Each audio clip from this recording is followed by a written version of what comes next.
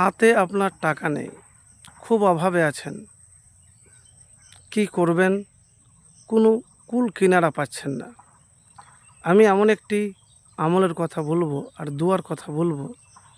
এই আমল আর এই দোয়া ধৈর্য ধরে কষ্ট করে যদি করতে পারেন, তাহলে ইনশাল্লাহ আপনার হাতে সব সময় টাকা থাকবে, আপনি ধনীও হবেন। আপনার দোয়া যদি কবুল হয়, আমল যদি কবুল হয়, আল্লাহ রাব্বুল আলামিন কবুল করেন, তাহলে দুনিয়াতে কোটি টাকার মালিক হবেন।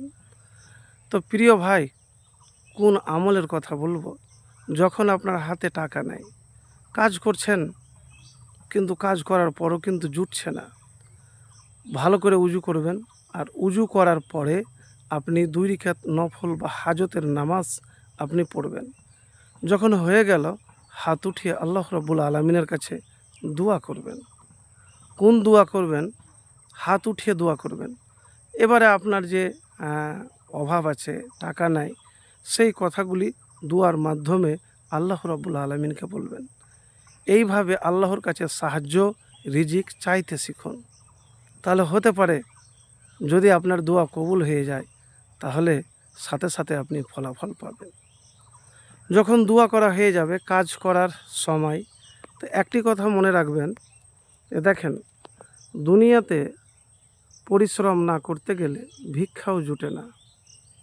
তো সফলতা তো অনেক দূর, ধনী হওয়া তো অনেক বড় কথা। তা আপনাকে এতটুকুন মনে রাখতে হবে, ধারাবাহিকতার সাথে কাজ করতে হবে, আল্লাহর নাম নিয়ে, আল্লাহর প্রতি ভরসা রেখে। আর এই দোয়াটি পাঠ করবেন, আল্লাহুম্মা ইন্নী আউযুবিকা মিনাল বুসি ওয়াত্তাবাউস। আল্লাহুম্মা ইন্নী আউযুবিকা মিনাল বুসি ওয়াত্তাবাউস। ব্যাস এতটুকুন ভাই। এবার কয়বার বলবেন? আপনার যখন অভাব আছে, হাতে টাকা নেই, আপনি বারবার বলেন কাজ করার সময়তে।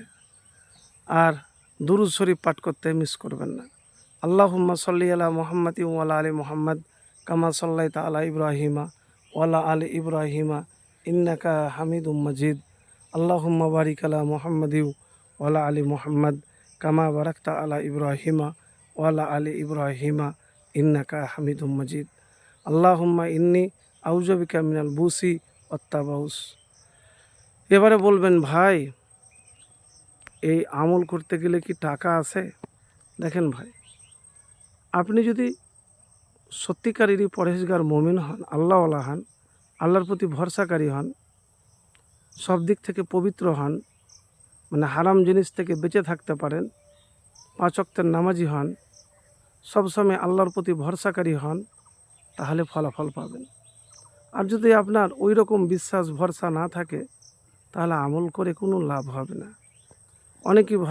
অনেকেই বলে যে এত তো আমল করছি, তা আমার আমল কবুল হয় না কেন? তো এতটুকুন বলবো ভাই, কবুল যখন হয় না, তখন আরও ভালো করার চেষ্টা করেন, আরও তওবা করেন, আরও ইস্তেগফার করেন। অনেক ভাইকে দেখেছি যে হতাশ হয়ে যায়, দিয়ে ছেড়ে দেয়। তা আমি এতটুকুন বলবো যে যখন আপনি আমল দোয়া করবেন না, তখন আপনি ভরসা রেখে করবেন।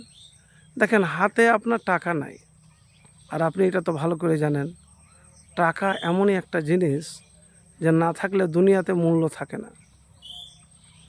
আবার টাকা যদি হাতে আসে আর সেটাকে ভালো কাজে লাগাতে না পারেন, তাহলে আপনার পরকালও কোনো মূল্য থাকবে না, আপনাকে জাহান্নামে যেতে হবে। তো প্রিয় ভাই, এতটুকুন আল্লাহর কাছে চাইবেন যে আল্লাহ, তুমি এতটুকুন আমাকে দাও যেন দুনিয়াতে চলাফেরা ভালোভাবে করতে পারি, সংসার মেনটেন করতে পারি, বেশি কিছু চাই না। আল্লাহর কাছে চান, ইনশাল্লাহ পাবেন।